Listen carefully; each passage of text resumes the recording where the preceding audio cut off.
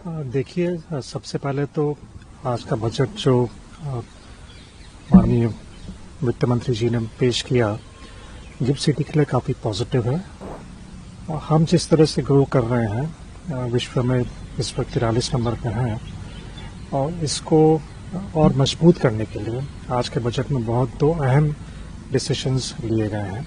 सबसे पहले तो एक कहते हैं कि certainty of policy, regulatory clarity और कंटिन्यूटी ऑफ पॉलिसी, है ना। ये तीनों चीज़ें यहाँ बहुत क्लैरिटी से बहुत ऑब्वियसली इस बजट में बताई जा रही हैं। देखिए, सबसे पहले तो आज का बजट जो माननीय वित्त मंत्री जी ने पेश किया, गिफ्ट सिटी के लिए काफ़ी पॉजिटिव है। ये एक मैसेज देता है पूरे विश्व को कि गिफ्ट सिटी जो इंडिया में गिफ्ट सिटी का जो फाइनेंशियल सर्विसेज सेंटर है, इस पे गवर्नमेंट सरकार कितना इसका इम्पोर्टेंस महत्व देती है।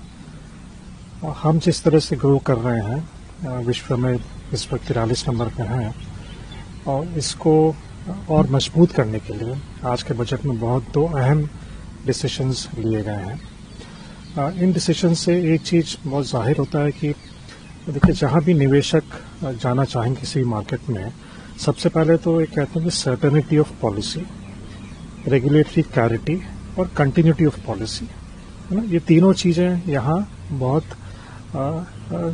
क्लैरिटी से बहुत ऑब्वियसली इस बजट में बताई जा रही हैं। सबसे पहले तो जो टैक्स ब्रेक था, सेक्शन 147 के इनकम टैक्स एक्ट के तहत अभी जो ब्रेक है 10 साल का एग्जेम्पशन है 15 साल के ब्लॉक में। इस बजट में जो अनाउंसमेंट किया गया है 25 साल के ब्लॉक में 20 साल का एग्जेम्पशन मिल रहा है, इनकम टैक्स एग्जेम्पशन। ये बहुत ही बड़ा निर्णायक एक डिसीजन लिया गया है। ये निर्णायक इसलिए भी है कि पूरे विश्व में जितने दूसरे फाइनेंशियल सर्विसेज सेंटर हैं, उसके ऑलमोस्ट और ऑन पार आ जाता है। तो एक तो हो गया टैक्स ब्रेक, 20 साल का टैक्स एग्जेम्पशन। दूसरा एक महत्वपूर्ण जो डिसीजन लिया गया है ट्रेजरी सेंटर्स को लेके।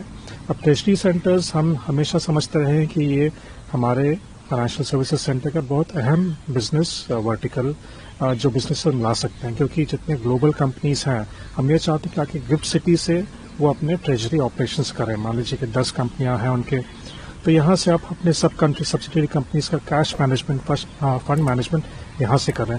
इस बजट में जो डीम्ड डिविडेंड क्लॉज था पहले, जो ट्रेजरी सेंटर्स को ऑपरेट करने से थोड़ा उनको प्रॉब्लम हो रहा था, उसको रिलैक्स कर दिया गया। सो डीम्ड डिविडेंड का प्रोविजन हटा दिया गया। तो इसके चलते हम ये एंटिसिपेट कर सकते हैं कि ग्लोबल ट्रेजरी ऑफिसर्स भी बहुत तेजी से यहाँ पे आएंगी और बढ़ेंगी। तो ये दो स्टेप्स बहुत अहम और फंडामेंटल डिसीजंस लिए गए हैं, जिसके चलते हम बहुत कॉन्फिडेंट हैं कि और बिजनेसेस